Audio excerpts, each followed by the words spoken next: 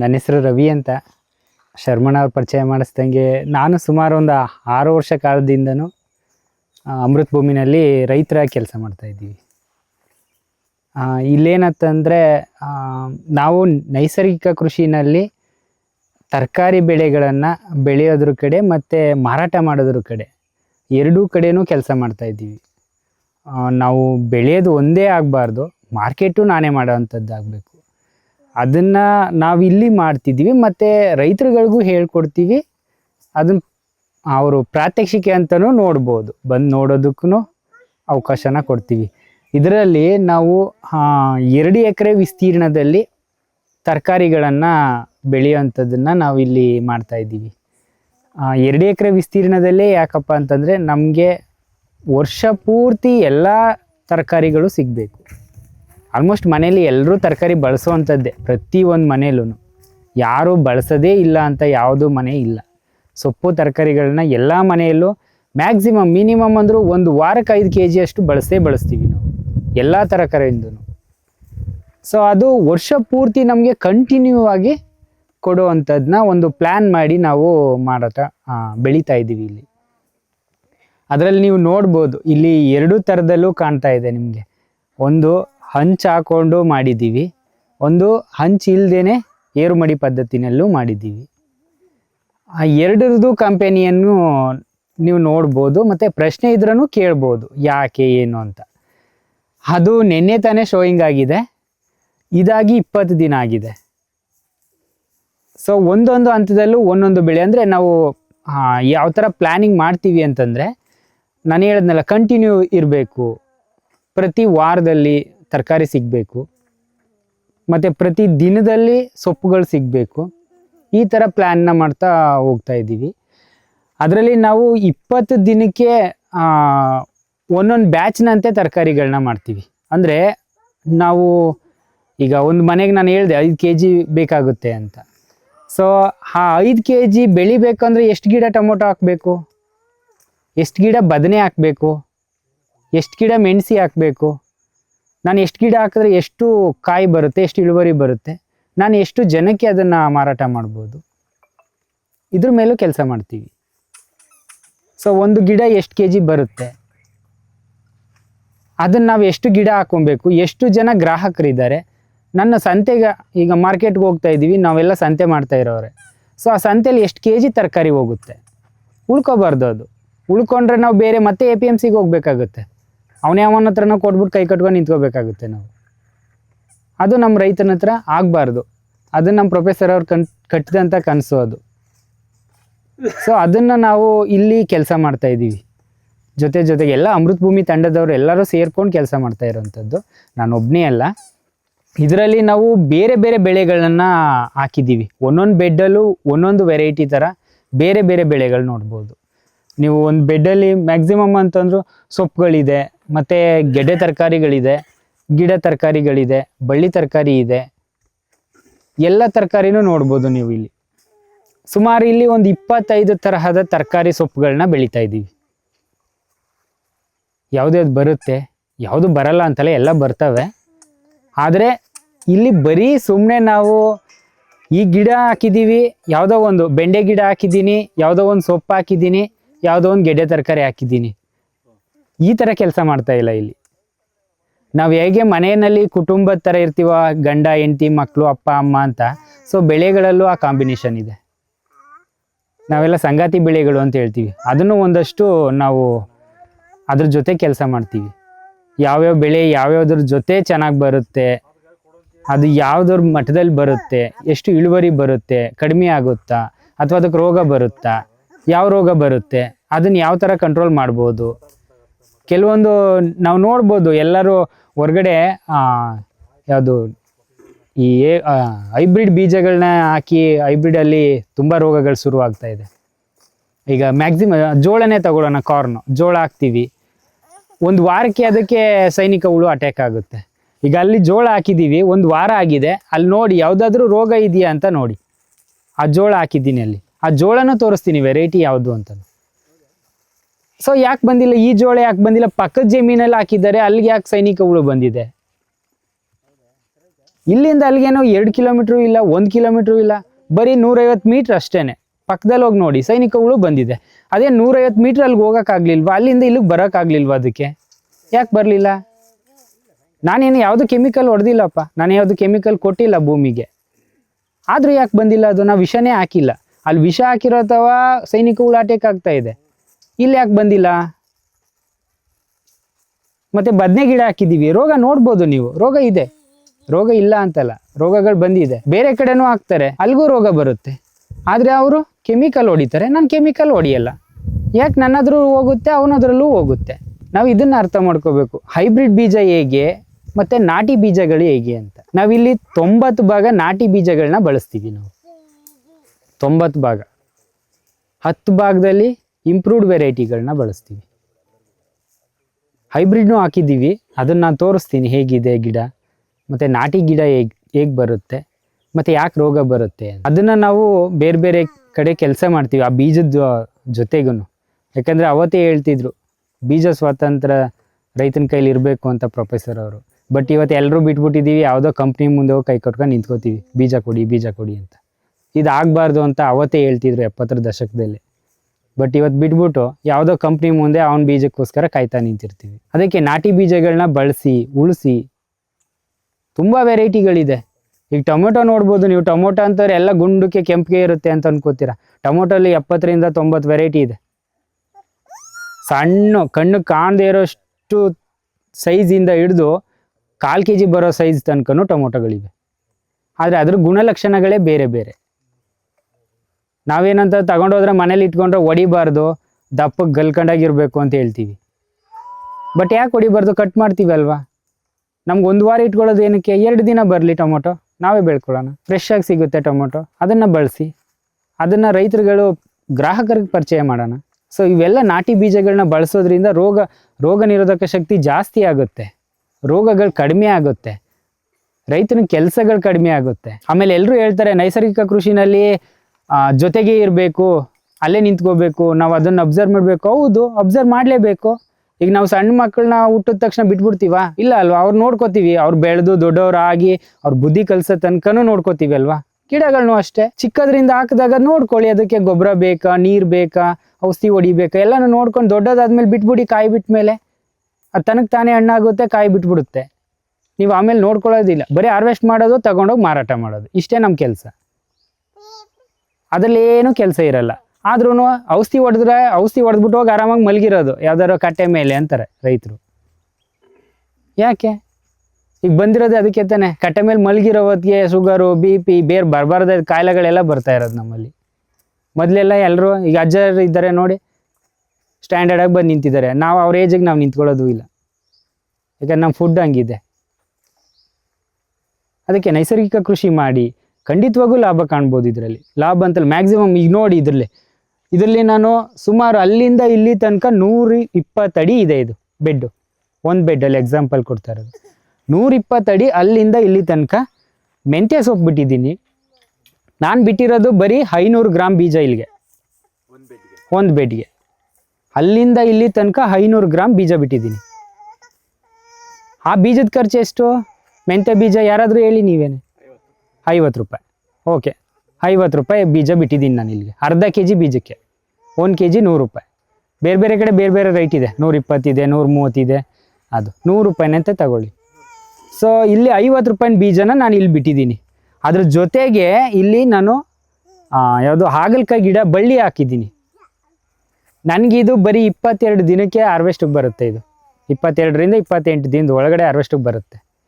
So ಇದರಲ್ಲಿ ಎಷ್ಟು ಕಂತೆ ಕಟ್ಬೋದು ನೀವೇ ಹೇಳಿ?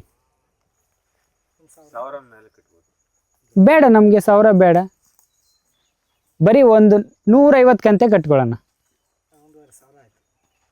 10 ರೂಪಾಯಿನಂತ ಮಾಡಿದ್ರೆ ಎಷ್ಟಾಯಿತು? 1500. ನಾವು ಖರ್ಚು ಮಾಡಿರೋದು ಎಷ್ಟು? ಬೇಡ, 500 ರೂಪಾಯಿ ಖರ್ಚು ಮಾಡಿದ್ದೀನಿ ನಾನು ಅಲ್ಲಿಗೆ. ಯಾಕೆ? ಗೊಬ್ಬರ ಹಾಕಿದ್ದೀನಿ, ನಿರ್ವಹಣೆ ಮಾಡಿದ್ದೀನಿ, ನೀರು ಬಿಟ್ಟಿದ್ದೀನಿ, ಔಷಧಿ ಹೊಡೆದಿದ್ದೀನಿ. 500 ರೂಪಾಯಿ ತೆಗೀರಿ. ಇನ್ನೆಷ್ಟು ಬಂತು? 1000 ರೂಪಾಯಿ ಉಳೀತು ನನಗೆ. 1000 ರೂಪಾಯಲ್ಲಿ ಈ ಬೀಜದ ಖರ್ಚುನೂ ತಗೋಬಿಡಿ ನೀವು.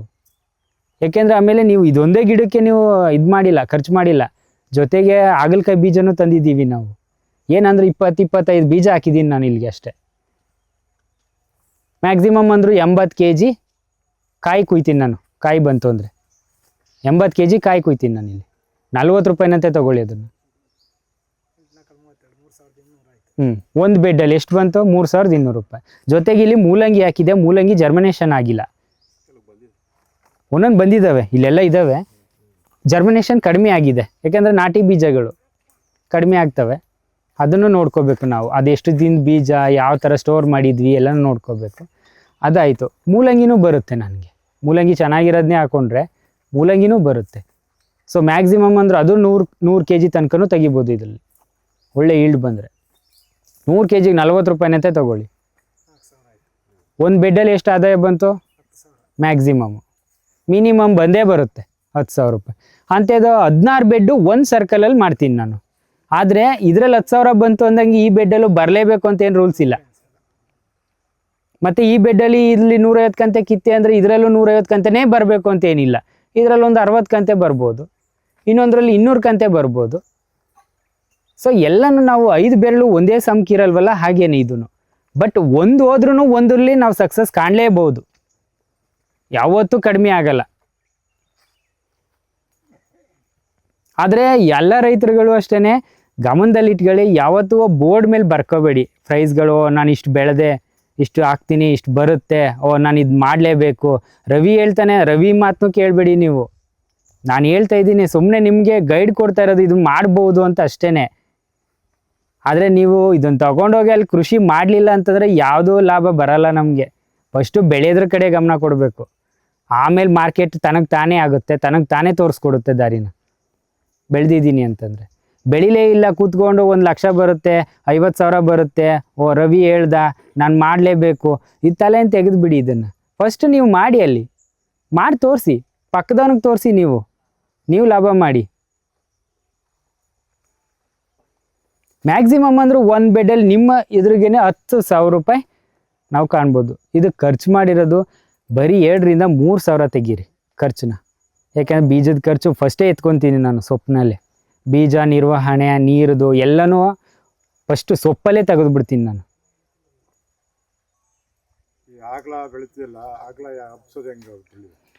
ಹಾಂ ಸರ್, ಈಗ ಆಗ್ಲೇ ಹಬ್ಸೋದು ಹೆಂಗೆ ಅಂತಂದರೆ, ಈಗ ಸೊಪ್ಪು ತೆಗೀತು ಅಂದರೆ ನಾನು ಇಲ್ಲಿ ಕೋಲ್ಗಳನ್ನ ನೆಡ್ತೀನಿ ಮಧ್ಯದಲ್ಲಿ. ಅಲ್ಲಿ ಟೊಮೊಟೊಗೆ ನೆಟ್ಟಿದ್ದೀವಿ ನೋಡಿ, ಆ ಥರ ಪೋಲ್ ನೆಡ್ತೀವಿ. 2 ಭಾಗದಲ್ಲಿ ತಂತಿನ ಕಟ್ತೀವಿ ನಾವು. ತಂತಿ ಕಟ್ಬಿಟ್ಟು ಆ ತಂತಿಗೆ ಹಬ್ಬಿಸ್ತೀವಿ ಅದನ್ನು, ಹಂಗೆ ಬಿಟ್ಬಿಡಲ್ಲ. ಅದನ್ನ ಚಪ್ರ ಥರ ಹಾಕಲ್ಲ ಸರ್. 120 ದಿನಕ್ಕೆಲ್ಲ ಕಾಯಿ ಬರುತ್ತೆ. ಹೌದು, 150 ದಿನ ಬರುತ್ತೆ. ಮ್ಯಾಕ್ಸಿಮಮ್ 3 - 4 ದಿನಕ್ಕೆ ಒಂದ್ಸಲ ಹಾರ್ವೆಸ್ಟ್ ಮಾಡ್ತಾನೆ ಇರಬೇಕು.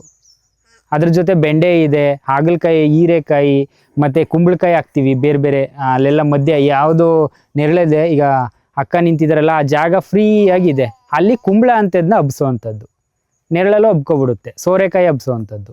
ಇಲ್ವಾ ಸ್ವೀಟ್ ಪೊಟ್ಯಾಟೊ, ಸಿಹಿ ಗೆಣಸು ಅಂತ ಹೇಳ್ತೀವಿ, ಸಿಹಿ ಗೆಣಸು ಹಬ್ಬಿಸ್ಬಿಟ್ಬಿಡಿ, ಕಳೆನೂ ಬರಲ್ಲ, ನಿರ್ವಹಣೆನೂ ಕಡಿಮೆ. ಅಲ್ಲಿ ನೆರಳಿರೋದ್ರಿಂದ ನೆರಳಲ್ಲಿ ಬರುವಂಥ ತರಕಾರಿಗಳನ್ನ ಹಾಕೋಬೋದು. ಆಮೇಲೆ ನೆರಳಲ್ಲಿ ಬರುವಂಥ ತರಕಾರಿಗಳು ಇದೆ ಇದರಲ್ಲಿ. ಯಾವುದ್ಯಾವುದು ಅಂದರೆ ಎಲೆಕೋಸು ಹಾಕ್ಬೋದು, ಹೂಕೋಸು ಹಾಕ್ಬೋದು, ನವಿಲುಕೋಸು ಹಾಕ್ಬೋದು, ನಾನು ಹೇಳಿದ ಸಿಹಿ ಗೆಣಸು, ಇವೆಲ್ಲ ನೆರಳಲ್ಲಿ ಬರುವಂಥ ತರಕಾರಿಗಳು. ಅದರಲ್ಲಿ 80% ಬಿಸಿಲು ಇಲ್ಲ ಅಂತಂದ್ರೂ ಬರುವಂಥದ್ದು ಅದು. ಈ ಟೊಮೆಟೊ, ಬದನೆ ಇವಕ್ಕೆಲ್ಲ ಬಿಸಿಲು ಬೇಕೇ ಬೇಕು, ನೆರಳಲ್ಲಿ ಬರಲ್ಲ. ಸೊಪ್ಪುಗಳಿಗೂ ನೆರಳು ಬೇಕು, ಅಷ್ಟು ಪೂರ್ತಿ ಬಿಸಿಲಲ್ಲಿ ಬರಲ್ಲ ಅವು. ಯಾವುದಕ್ಕೆ ಸರ್ ನೀವು ಹಸಿರು ಹುಳ ಬರುತ್ತೆ ಅಂತ ಹೇಳ್ತೀರಲ್ವಾ, ನಮ್ಮ ಹತ್ರ ಬಂದಿರೋದನ್ನು ತೋರಿಸಿ. ನಾವು ಇಲ್ಲಿ ಸ್ಪ್ರೇ ಮಾಡಿರೋದು ಹುಳಿ ಮಜ್ಜಿಗೆ ಸ್ಪ್ರೇ ಮಾಡ್ತೀವಿ ಮೊದಲನೇ ಹಂತದಲ್ಲಿ. ನಾವು ಗಿಡ ಹಾಕಿದು ಜರ್ಮಿನೇಷನ್ ಆದ ತಕ್ಷಣ ನಾವು ಗ್ರೋತ್ ಪ್ರಮೋಟರ್ ಆಗಿ ಯಾವುದು ಅಕ್ಕಿ ತೊಳೆದ ಗಂಜಿ ಇರುತ್ತಲ್ಲ, ಆ ಗಂಜಿನ ಬೆಲ್ಲ ಹಾಕಿಟ್ಟು ಅದನ್ನು ನೆನೆಸ್ಬಿಟ್ಟು ಗ್ರೋತ್ ಪ್ರಮೋಟರ್ ಆಗಿ ಫಸ್ಟ್ ಕೊಡ್ತೀವಿ ನಾವು.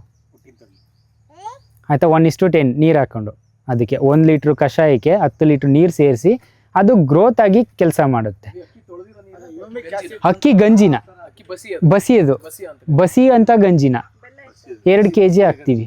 10 ಇಲ್ಲ 10 ಲೀಟ್ರಿಗೆ 2 kg ಹಾಕಿಟ್ಬಿಡ್ತೀವಿ ಬೆಲ್ಲ.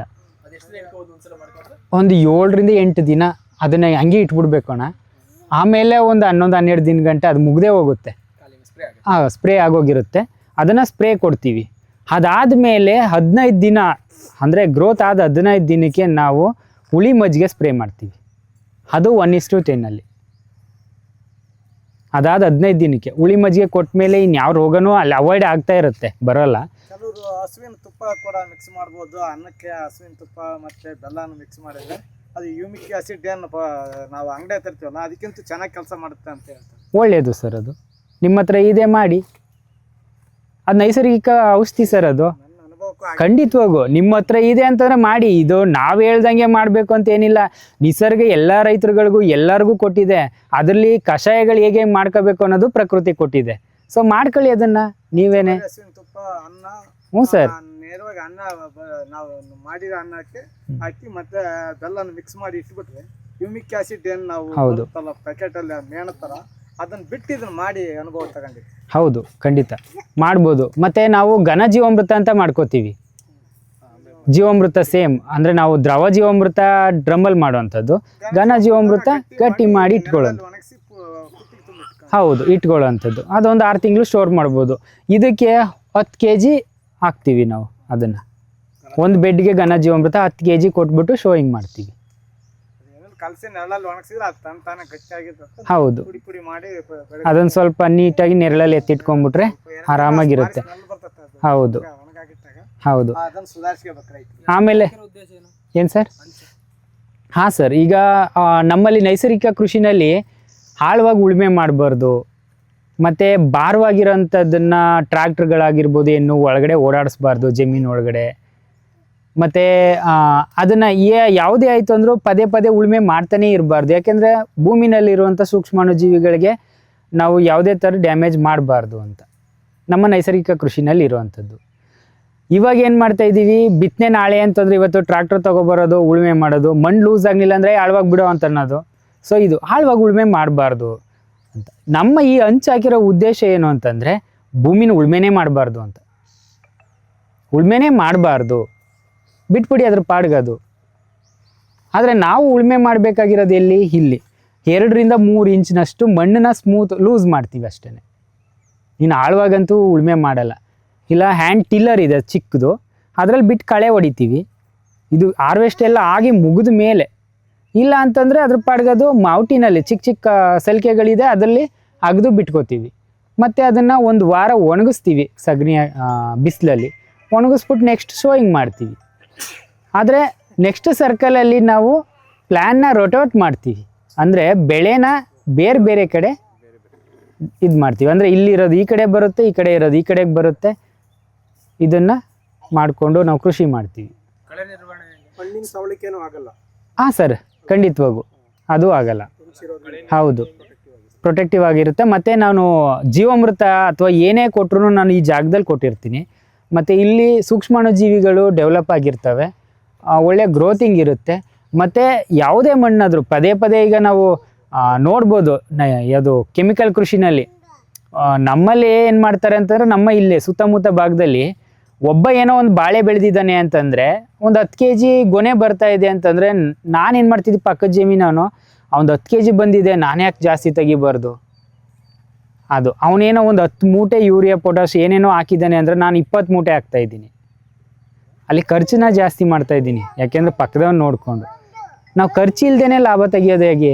ಯಾರೂ ಕಲಿಸ್ತಾ ಇಲ್ಲ ಇವತ್ತು, ಯಾರೂ ಮಾಡ್ತಾನೂ ಇಲ್ಲ ಅದನ್ನು ಬಿಟ್ಬಿಡಿಯ.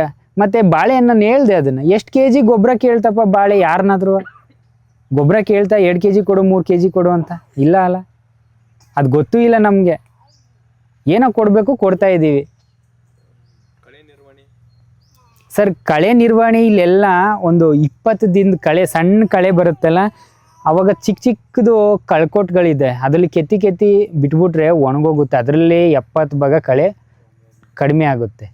ಮತ್ತು ನನಗೆ ಸೊಪ್ಪು ಈ ಥರ ಬೆಳೆದಾಗ ಕಳೆ ತುಂಬ ಕಡಿಮೆ ಇರುತ್ತೆ. ಈ ಜಾಗ ನಾವು ಬಿಟ್ಟಿರೋದು ಅದಕ್ಕೆ. ಇಲ್ಲೆಲ್ಲನೂ ನಾವು ಇಲ್ಲೇ ಕಳೆ ಬರೋದು. ಇಲ್ಲಿ ಸಲಿಕೆನಲ್ಲಿ ಹೊಡೆದು ಲೂಸ್ ಮಾಡಿಬಿಟ್ಬಿಟ್ರೆ 20 ದಿನ ಕಳೆ ಸಣ್ಣ ಕಳೆ ಸತ್ತೋಗ್ಬಿಡುತ್ತೆ. ಅದು ಜಾಸ್ತಿ ಇರಲ್ಲ. ಅದಾದಮೇಲೆ ಸ್ವಲ್ಪ ದೊಡ್ಡದಾಯಿತು ಅಂದರೆ ಇನ್ನೊಂದೇ ಕೆಲಸ ಇರುತ್ತೆ. ಅವಾಗ ಕೈ ಆಡ್ಬಿಡ್ತು ಅಂದರೆ ಸೊಪ್ಪು ಕಿತ್ಕೊಂಡ್ಮೇಲೆ ಪೂರ್ತಿ ಅದು ಅವಾಯ್ಡ್ ಆಗುತ್ತೆ. ನೆಕ್ಸ್ಟ್ ಸರ್ಕಲಲ್ಲಿ ಕಳೆನೇ ಬರಲ್ಲ ಅಲ್ಲಿ.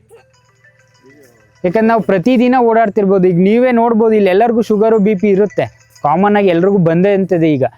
ನಾವೇನು ಮಾಡ್ತೀವಿ, ಹೊರಗಡೆ ಓಡಾಡ್ತಿರ್ತೀವಿ, ಅಂದರೆ ವಾಕಿಂಗ್ ಮಾಡೋದು ಸಂಜೆ ಬೆಳಿಗ್ಗೆ ಸಮಯದಲ್ಲಿ. ಅಲ್ಲಿ ಜಾಕಿಂಗು ವಾಕಿಂಗು ಹೋಗೋ ಬದಲು ಜಮೀನಿಗೆ ಬಂದಮ್ಮ ಕಳೆ ಗಿಳೆ ಕಿತ್ಕೊಬೋದು ಆ ಟೈಮಲ್ಲಿ.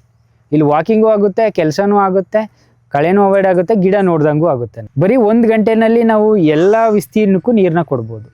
ಸೊ ಯಾಕೆಂತಾರೆ ನಾವು ಮೇಲ್ಗಡೆ ತೇವಾಂಶ ನೋಡ್ಕೊಬೇಕಷ್ಟೇ, ಕೆಳಗಡೆ ತೇವಾಂಶ ಇದ್ದೇ ಇರುತ್ತೆ. ಮೇಲ್ಗಡೆ ತೇವಾಂಶ ನೋಡಿಕೊಂಡ್ರೆ ಸಾಕು, ಅದು ಆರಾಮಾಗಿ ನಿರ್ವಹಣೆ ಮಾಡ್ಬೋದು ನಾವು. ಸರ್ ಹಾಕ್ಬೋದು, ಅದನ್ನೇ ನಾನು ಹೇಳಿದ್ದು.